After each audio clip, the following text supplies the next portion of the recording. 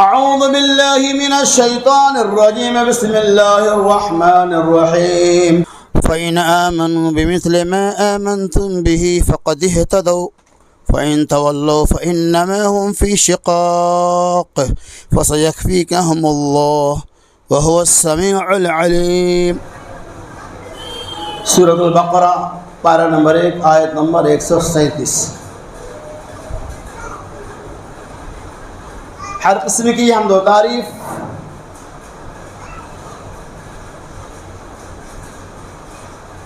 بڑائی اور کبریائی، ثنا اور خوبی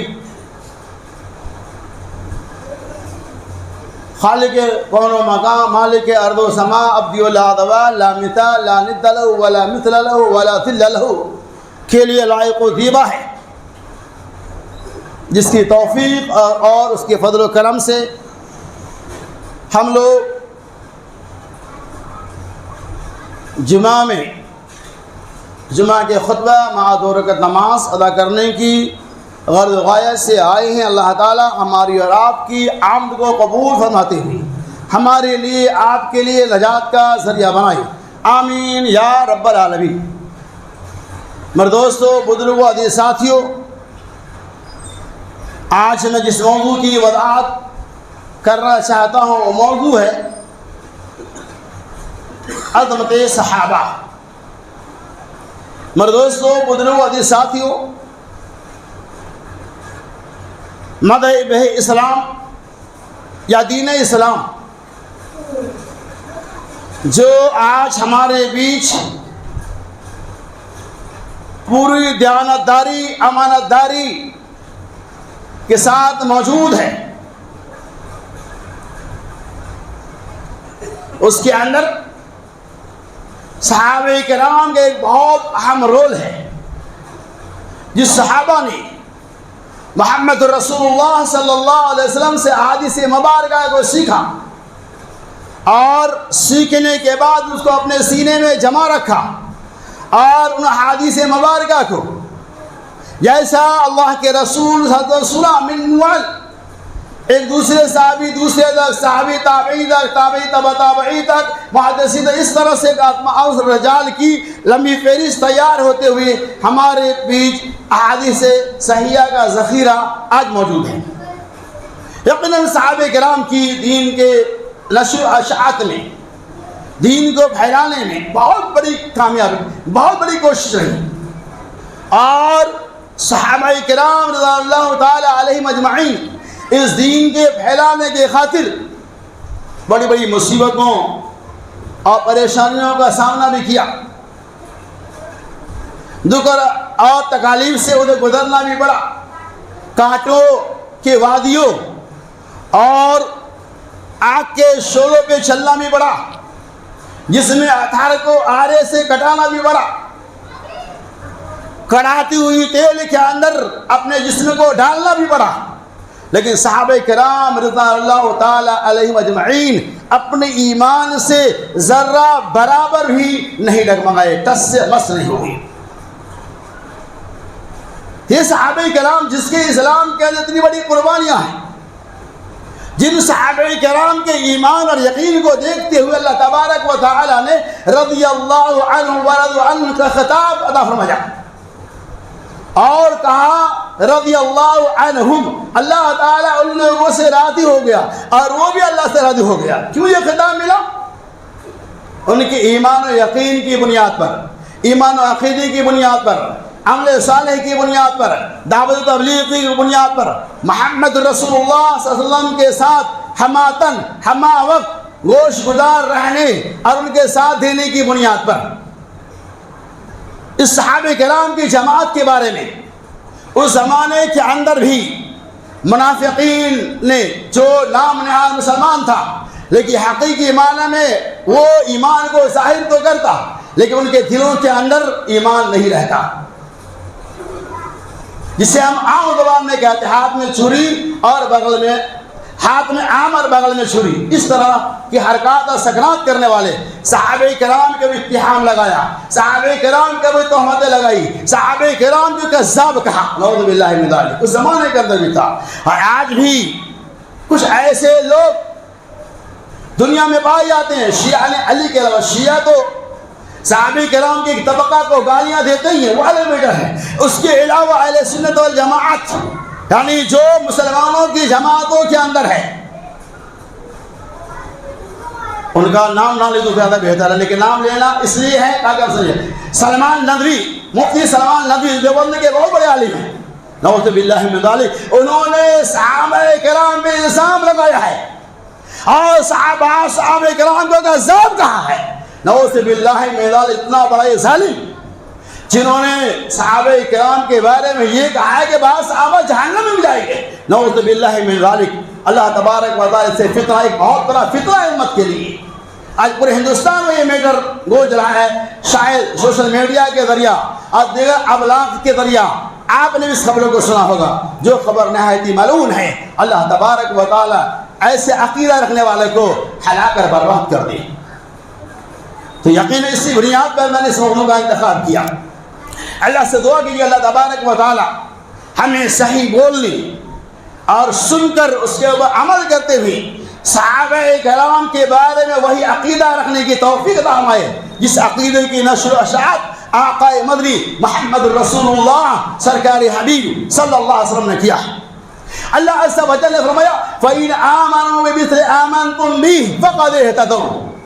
سورہ بقرہ کی آیت دیکھیں کتنی پیاری آیت ہے. فَإِنْ آمَنُوا بِمِثْلِ آمَنْتُمْ بِهِ. اے لوگوں فَإِنْ آمَنُوا، بس اگر تم ایمان لے آؤ گے کتنا اتنا جتنا کہ صحابہ نے لایا. فَإِنْ آمَنُوا بِمِثْلِ آمَنْتُمْ بِهِ فَقَدِ اهْتَدَوْا، تو تم ہدایت یافتہ ہو جاؤ گے. فَإِنْ تَوَلَّوْا فَإِنَّمَا هُمْ فِي شِقَاقٍ. اور اگر کوئی آدمی منہ موڑ لے گا، اگر کوئی آدمی اعراض کر لے گا، فَإِنَّمَا هُمْ فِي شِقَاقٍ، وہ بہت بڑے اختلاف میں پڑ جائیں گے. فَسَيَكْفِيكَهُمُ اللَّهُ وَهُوَ السَّمِيعُ الْعَلِيمُ. ان قریب اللہ تبارک و تعالیٰ اس کے لیے کافی ہے. اللہ تعالیٰ سننے والا اور جاننے والا ہے. یہ آیت مبارکہ ہمیں اس بات کا پیغام دے رہی ہے فَإِنْ آمَنَ بِمِثْلِ آمَنْتُمْ. اے ایمان والو، اے مسلمانوں، کان کھول کے سن لو. جتنا میرے صحابہ نے ایمان لیا اتنا ہی ایمان لے آؤ، جتنا صحابہ نے عمل کیا اتنا ہی عمل کر لو. فقد اہتدوا، تم ہدایت یافتہ ہو جاؤ گے. یعنی صحابہ کے عمل کو، صحابہ کے ایمان کو ایمان والوں کے لیے اللہ عز و جل آئیڈیل اور نمونہ بنا کر پیش کر رہا ہے کہ صحابہ نے جیسا ایمان لائے ویسے ایمان لے آؤ. فائدہ کیا ہوگا آگے اللہ اس کی وضاحت فرماتا ہے.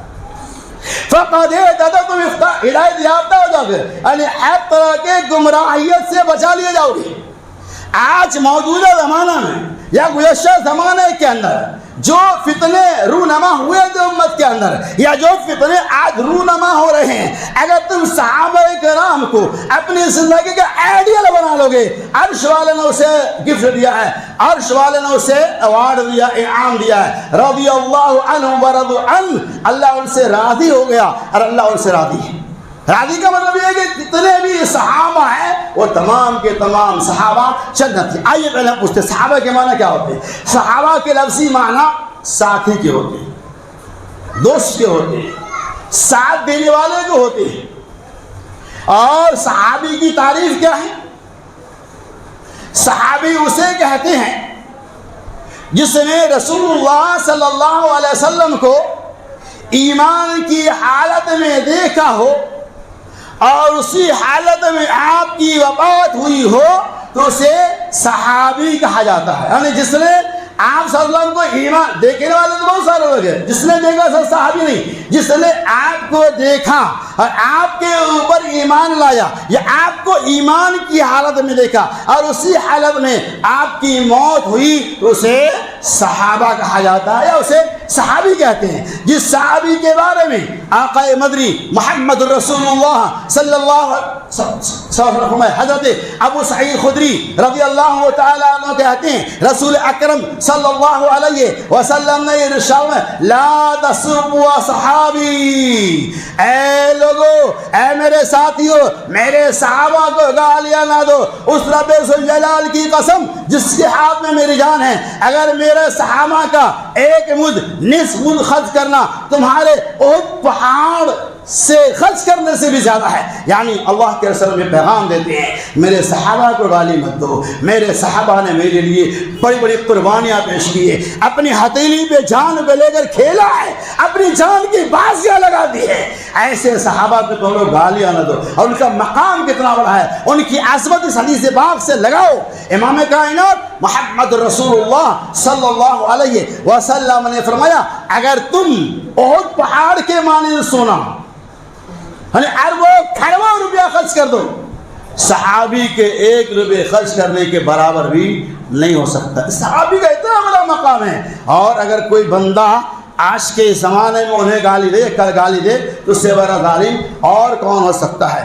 اور الزام کے بے شمار ان کے پاس دلائل ہے. انہوں نے جنگ صفین کا حوالہ دیا, جنگ جمل کا حوالہ دیا, وغیرہ وغیرہ. لیکن میرے بھائیوں اور دوستو, جنگ کا معاملہ اپنی جگہ, ایک صحابہ حضرت امیر معاویہ, حضرت علی, حضرت عائشہ وغیرہ وغیرہ کے جنگ کے حالات بیان کیے جاتے ہیں. جنگ تو دونوں صحابہ میں ہوئی ہے جنگ, اس کا کوئی انکار نہیں. لیکن اس جنگ کے بارے میں ہم کوئی فیصلہ نہیں کر سکتے ہیں امیر معاویہ حق پہ تھے یا حضرت علی رضی اللہ تعالیٰ عنہ حق پہ تھے یا اما عائشہ رضی اللہ تعالیٰ عنہ حق پہ تھی. ہمیں فیصلہ کرنے کا کوئی حق نہیں ہے. یہ جنگ ہوئی, دونوں حق پہ تھے اور دونوں جماعت, دونوں فریقین جنتی ہے. چاہے وہ امیر معاویہ کے لشکر میں رہنے والا ہو, چاہے تو علی رضی اللہ تعالیٰ عنہ کے لشکر میں رہنے والا ہو, دونوں صحابہ کی ٹولیاں ہیں اور دونوں ٹولیاں جنتی ہیں. لہذا ہمارا کوئی اعتراض کے اوپر نہیں ہے. اللہ تبارک و تعالیٰ اس کے بارے میں فیصلہ کر سکتا ہے. اس طرح کے جنگی حالات کو نمونہ ایڈیل بنا کر لوگوں کے بیچ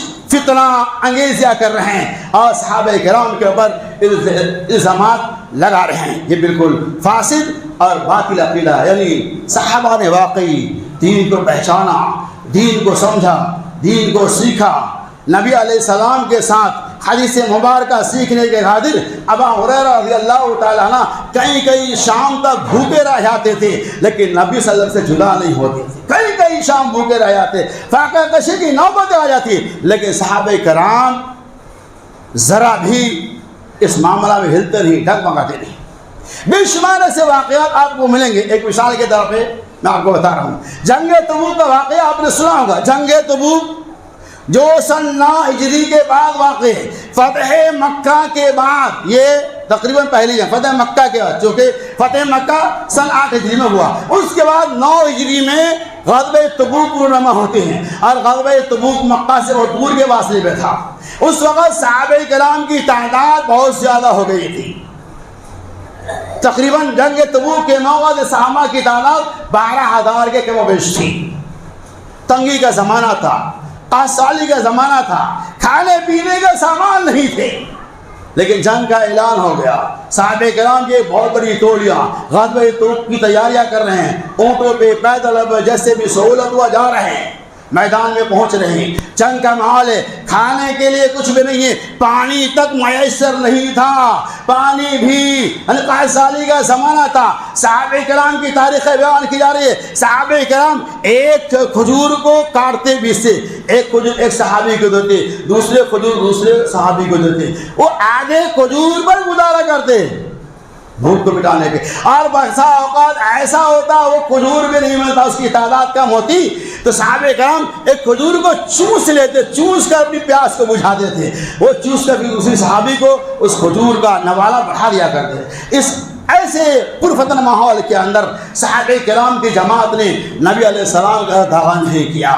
ایک موقع صحابی نے کہا, اللہ کے رسول نے کہا, یا رسول اللہ صلی اللہ علیہ وسلم, ہم لوگ بھوک سے نڈھال ہے, جنگ کا ماحول چل رہا ہے, کھانے پینے کے ہمارے پاس کوئی ساز و سامان نہیں ہے, قحط سالی کا زمانہ ہے, ہم اللہ علیہ وسلم ہمیں اجازت دیجیے, ہمارے پاس جو اونٹنی ہے, ایک اونٹ کو ہم ذبح کر کے گوشت آپس میں کھا لیں.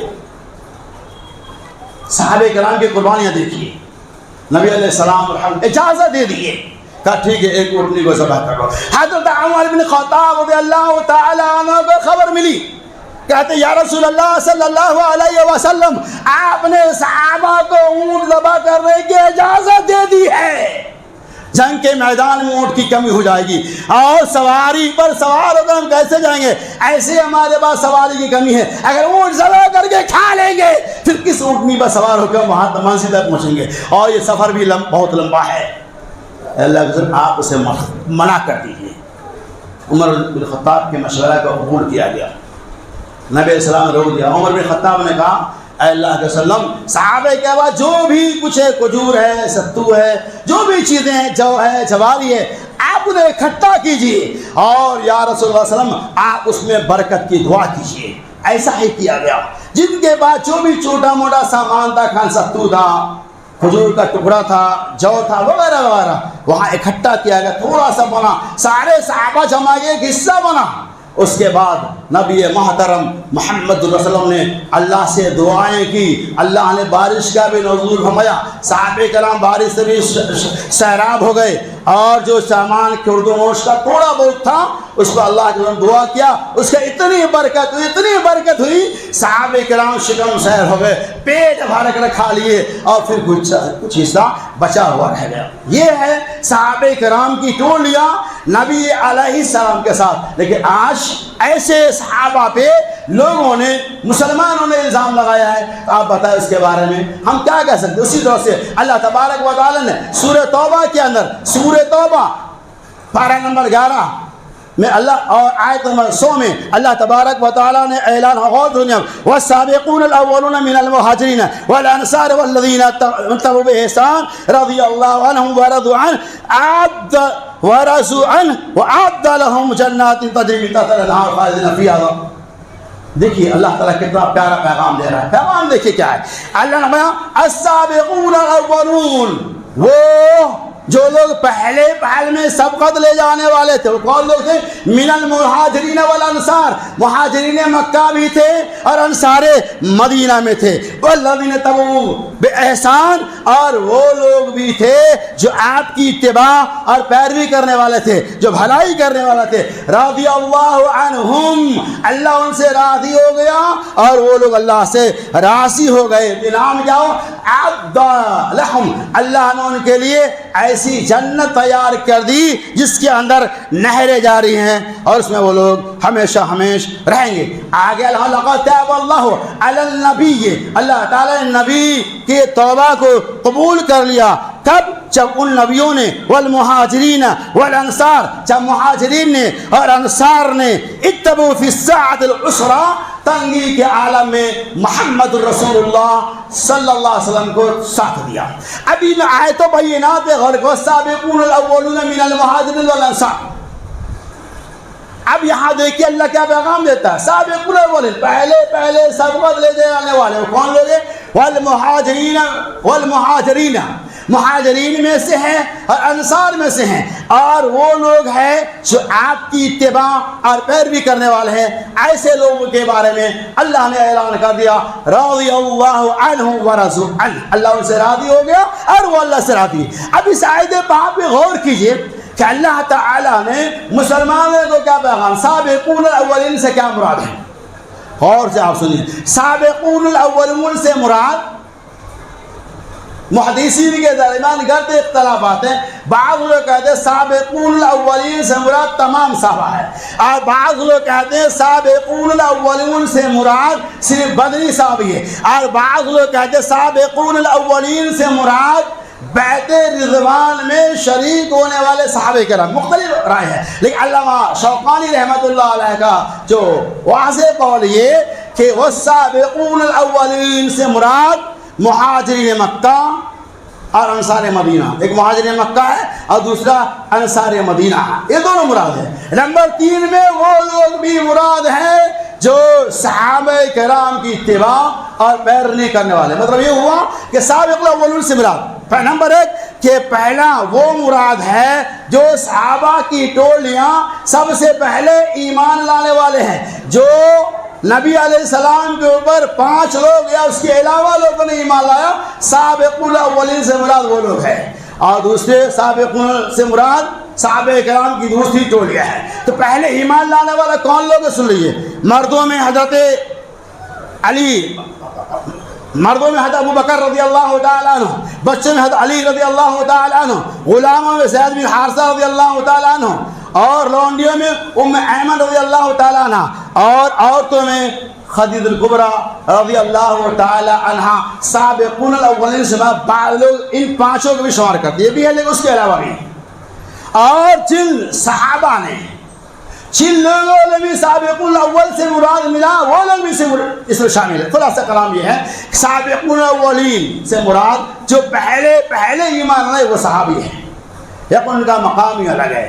اور بعض لوگ کہتے ہیں سابقون الاولین سے مراد خلفائے راشدین اور عشرہ مبشرہ ہے، اور اس کا خلاصہ یہ ہے کہ تمام صحابہ جنہوں نے ایمان لایا، چاہے وہ مدنی صحابی ہو، چاہے وہ مکی صحابی ہو، یعنی مہاجرین مکہ میں سے ہو یا انصار مدینہ میں سے ہو، یہ سارے صحابہ مراد۔ ان کے علاوہ بھی جو صحابہ ہے وہ سب مراد۔ یقیناً سارے صحابہ کے بارے میں اللہ عز و جل رضی اللہ عنہ ورضوا عنہ کہ اللہ ان سے راضی ہو گیا اور وہ اللہ سے راضی ہو گیا۔ اور بعض محدثین نے کہا ہے وَتَبِ احسان سے مراد جنہوں نے صحابہ کی اتباع کی وہ لوگ ہی مراد ہے، یعنی صحابہ کے نقش قدم پر تابعین، تبع تابعین، عام مومنین جو بھی چلے وہ سارے لوگ مراد ہے۔ تو خلاصہ کلام یہ ہے کہ صحابہ کرام کے لیے اللہ تعالیٰ نے رضی اللہ عنہ ورضوا عنہ کا خطاب کیا۔ اب یہاں دیکھیے تین باتوں کی وضاحت کی جا رہی ہے، مہاجرین مکہ، انصار مدینہ اور عام مسلمان۔ یہ مہاجرین مکہ کی قربانیاں دیکھی، کہتے ہیں نعوذ باللہ من صحابہ غاصب حکومت، نعوذ باللہ من ذلک، صحابہ نے علی رضی اللہ تعالیٰ عنہ سے حکومت کو چھین لیا، یہ الزام ہے، نعوذ باللہ من ذلک۔ اللہ تعالیٰ نے صحیح سمجھ کی توفیق عطا۔ اب یہاں دیکھیے کیسی قربانیاں دی۔ انشاءاللہ فلسفہ ہجرت میرا موضوع ہوگا، پوری تفسیر بناؤں گا۔ نبی علیہ السلام نے ہجرت کر کے مکہ سے مدینہ گئے، اور آپ کے پاس کوئی ساز و سامان نہیں تھا۔ آپ کی پیچھے صحابہ کرام کی ٹولیاں بھی اپنے گھر، دھن دولت، بیوی بال بچے، کپڑے لتے، دولت کو چھوڑ کر تنہا مدینہ کی وادی میں پہنچے، مکہ کو چھوڑ کر۔ اور بعض صحابہ کی تاریخیں آتی ہے ان کے جسم کے اوپر کپڑے تک نوچ لیے گئے، ان کے بچوں کو بھی چھین لے گئے تنے طرح، لیکن نبی کی محبت میں وہ کہاں مکہ سے مدینہ جائیں گے۔ صحابہ کرام کی ٹولیاں پہنچ گئی مدینہ، کپڑے نہیں، پوشاک نہیں، کھانے کا سامان نہیں، طرح طرح کچھ نہیں۔ ایسے موقع سے نبی اکرم صلی اللہ علیہ وسلم نے خطاب کیا، یہ مہاجر تمہارے دینی بھائی ہیں، اللہ کے رسول نے ان کے لیے امداد کا اعلان کیا، ان کے ساتھ حسن سلوک کرنے کا مشورہ دیا، ہمدردی مساوات کا پیغام پیش کیا۔ مہاجرین مکہ گرچہ غریب تھے، انصار مدینہ گرچہ غریب تھے، ان کا دل بہت بڑا تھا۔ انصار مدینہ نبی علیہ السلام کے خطاب کو سنتے ہیں اور کہتے یا رسول اللہ صلی اللہ علیہ وسلم، یہ میرے بھائی ہے، یہ میرے دینی بھائی بن گئے، جن کے پاس کچھ بھی نہیں ہے، بیویاں بھی گئی، مال دولت بھی گئے، کپڑے کی بھی گئے، پشو جانور بھی گئے، کھیتی باڑیاں بھی گئی، کوئی بات نہیں ہے۔ یا رسول اللہ صلی اللہ علیہ وسلم، کسی نے کہا اے اللہ کے رسول اللہ، آپ فلاں صادق کو میرا حوالہ کیجئے، میرے پاس جو جائیداد ہے رب ذوالجلال کی قسم میں نصف جائیداد اپنے بھائی کو دے دوں گا۔ جس کے بعد 2 مکان تھا، کہا یا رسول اللہ صلی اللہ علیہ وسلم، ایک بھائی ایک صحابی کو میرے حوالہ کیجئے، میرے پاس 2 مکان ہیں، میں اپنے ساتھی کو 1 مکان دے دوں گا۔ اس طرح سے صحابہ کرام بانٹنے کے لیے تیار ہو گئے۔ اللہ اکبر، یہاں تک کہ صحابی نے کہا اے میرے بھائی سنو، تمہارے پاس بیوی نہیں ہے، میرے پاس 2 بیویاں ہیں، ان دونوں بیویوں میں سے جو بیوی تمہیں پسند ہے رب ذوالجلال کی قسم مجھے بتاؤ، میں اسے طلاق دے دوں گا، اور عدت گزارنے کے بعد تم سے اس سے نکاح کر دیا جائے گا۔ اتنی بڑی قربانیاں صحابہ کرام نے پیش کیا، اور ایسے صحابہ پہ الزام لگایا جائے، نعوذ باللہ من ذالک، انہیں کذاب کہا جائے، اس سے بڑا بد نصیب اور مرغوب انسان کون ہو سکتا ہے؟ اسی طرح سے انصار مدینہ نے دل کھول کے مدد کی، مہاجر مکہ مدینہ میں بس گئے۔ انشاءاللہ اس موضوع عظمت صحابہ کی دوسری کڑی کا آغاز اس کے بعد کے خطبہ جمعہ میں کیا جائے گا۔ لہذا اللہ سے دعا ہے صحابہ کرام کے بارے میں ہمیں اور آپ کو صحیح عقیدہ رکھنے کی توفیق رفیق فرمائے۔